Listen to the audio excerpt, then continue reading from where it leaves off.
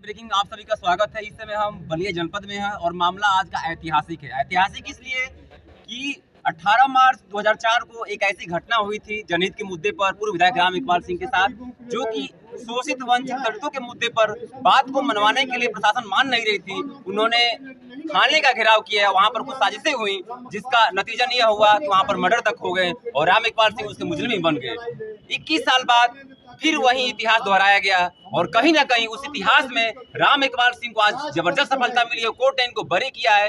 इस मौके पर इनकी धर्मपत्नी डॉक्टर प्रतिभा सिंह है। आप देख सकते हैं कि खुद यहाँ पर राम इकबाल सिंह जी मौजूद हैं। यहाँ पर इनके लॉयर हैं, इनके साथीगण यहाँ पर मौजूद हैं। सुनते हैं राम इकबाल सिंह की 21 वर्षों की वो कहानी, जिसमें इनका संघर्ष तपस्या जुड़ा हुआ है। सुनते हैं विधायक जी ने किस तरह से उस संघर्ष को झेला।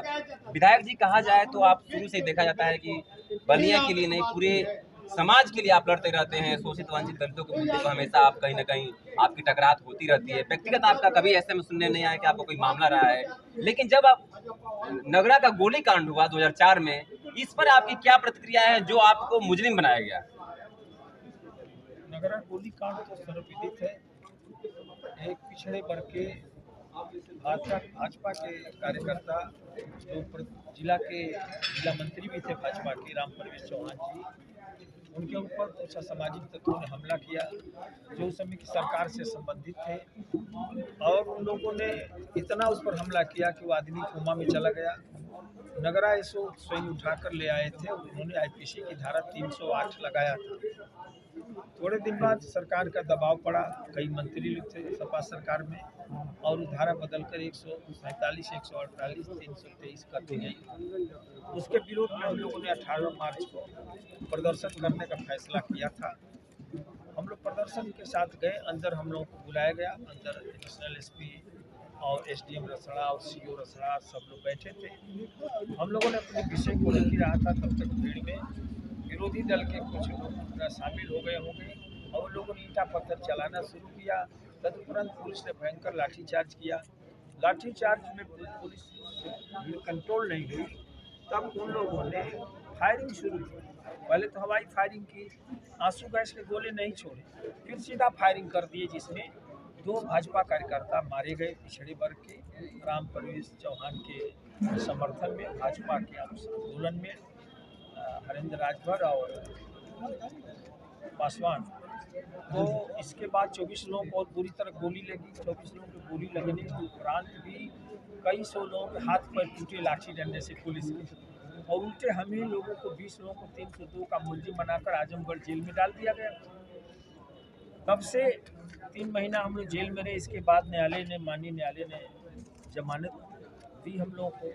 कौशल किशोर जी मेरे छात्र जीवन के मित्र हैं। हम लोग तब के मित्र हैं जब 8-9 में पढ़ते थे, तब से साथ साथ हैं, और रियल एक बहुत अमूल्य रिश्ता हम लोगों का है, जिसका मूल्यांकन करना किसी को भी कठिन होगा। जब हम लोगों को कठिन होता है तो दूसरे के बस का नहीं।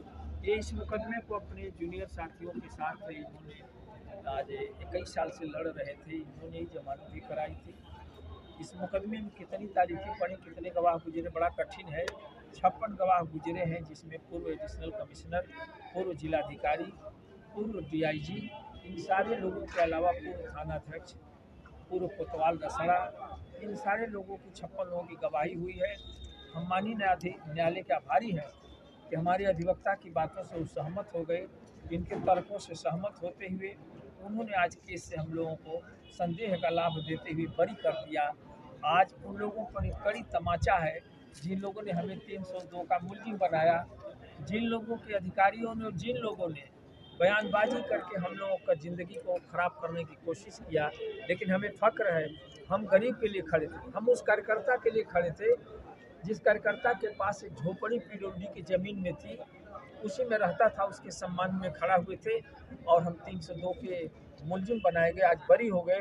शायद इस प्रदेश में किसी भी पार्टी में कार्यकर्ता के लिए और पार्टी के लिए कोई 302 का मुलजिम हो, अगर कोई जानता हो तो मेरे मोबाइल नंबर पर फ़ोन कर देना। भूमि कब्जा करना, ठेका कब्जा करना, मकान कब्जा करना, वोट कब्जा करने वालों की तो बड़ी तादाद है प्रदेश में, लेकिन गरीब के साथ ज़िंदगी न्यौछावर करने वाला, मैं 42 साल से राजनीति में हूँ, उत्तर प्रदेश का एक आदमी मुझे आज तक नहीं मिला। एक दूसरा पहलू विधायक जी, आपके जो संघर्ष के साथी रहे हैं, काफ़ी अडिग वो भी रहे हैं, चाहे गीता शरण सिंह हो या फिर पप्पू सिंह हो या फिर विनोद तिवारी हो, जितने भी आपके साथी रहे हैं, हर तबके से आपके साथी रहे हैं, वो संघर्ष के साथी रहे हैं, उनको इस मौके पर आप क्या कहना चाहेंगे? देखिए, सबसे बड़ा प्रश्न आपने किया, वो रोशन जी छोड़ दिए।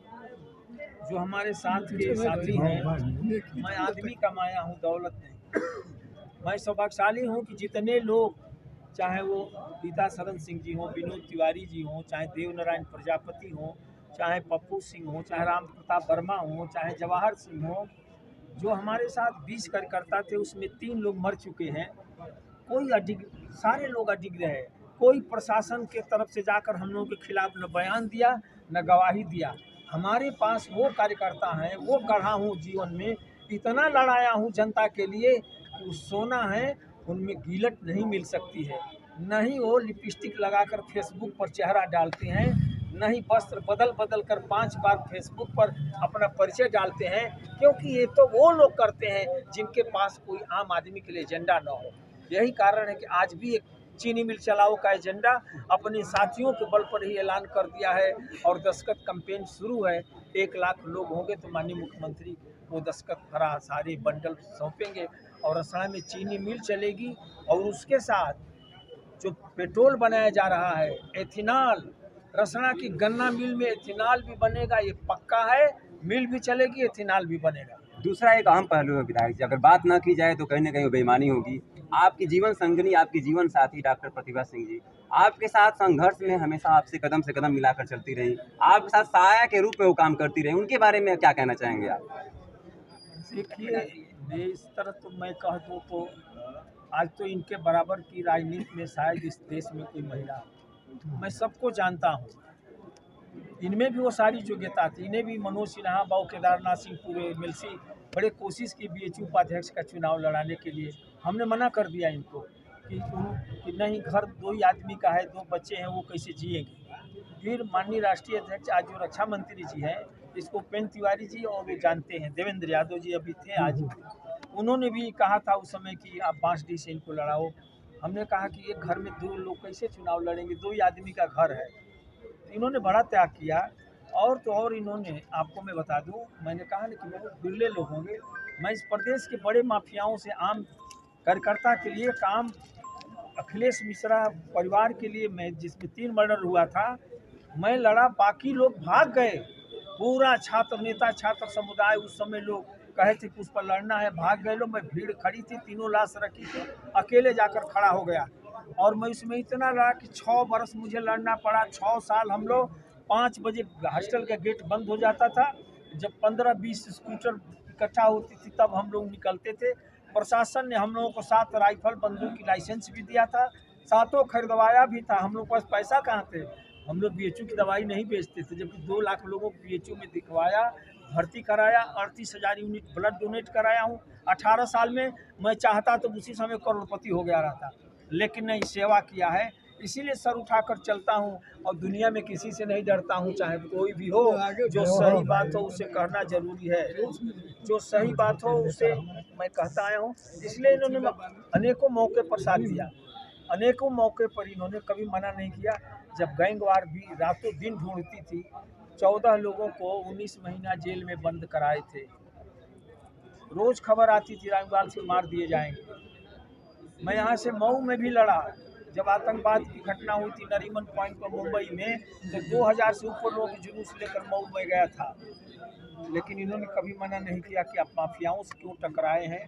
कृष्णानंद राय भी मारे गए थे 14 दिन माननीय रक्षा मंत्री जी के साथ। मैं बनारस में अकेला एमएलए था जो अनशन पर था, बाकी लोग आते जाते थे। कभी नहीं मना किया कि अगर ये लोग आपको कुछ कर देंगे तो हम लोग कैसे रहेंगे। नेवर। मैं इनके मुंह पर कह रहा हूँ, ये प्रशंसा नहीं है, ये इनकी साहस की मैं सराहना न करूँ तो ये निश्चित रूप से अन्याय होगा। इनमें जो योग्यता और क्षमता है आज की युग की महिला नेताओं में बहुत रेयर होगा।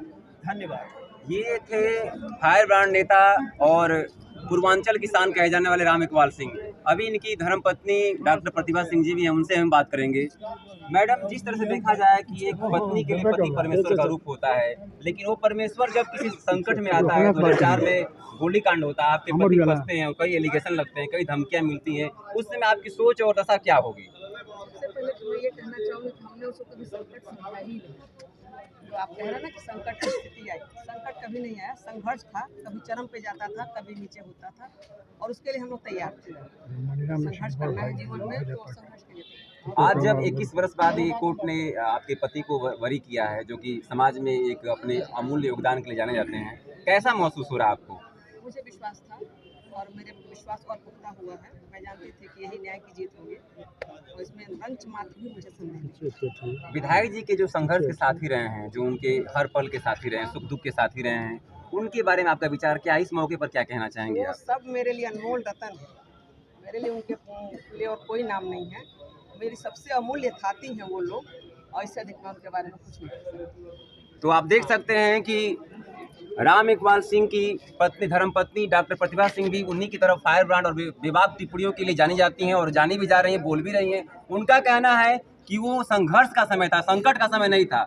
वो संघर्ष का समय था, एक समय था जिसको हम लोगों ने झेला, और उन्होंने सबसे बड़ी तारीफ किया उनके साथियों की, जो उनके संघर्ष के साथी रहे। तो निश्चित तौर पर ये कहा जा सकता है कि जब कोई नेकी अगर नेक मन से किया जाए, एलिगेशन तमाम लगते हैं, लेकिन सफलताएं ऊपर वाला देता है। तो आज वही निखर कर सामने आया है, और कहीं ना कहीं ये मील का पत्थर राम इकबाल सिंह के साथ वो हो, आगे चल के भविष्य में ये उजागर होगा, ये उदयमान होंगे। देखना है जनता और यहाँ के जो भी बुद्धिजीवी वर्ग हैं कितना सम्मान देते हैं, क्योंकि एक और कारण है, विधायक जी रसड़ा चीनी मिल को लेकर भी काफी संघर्षरत है।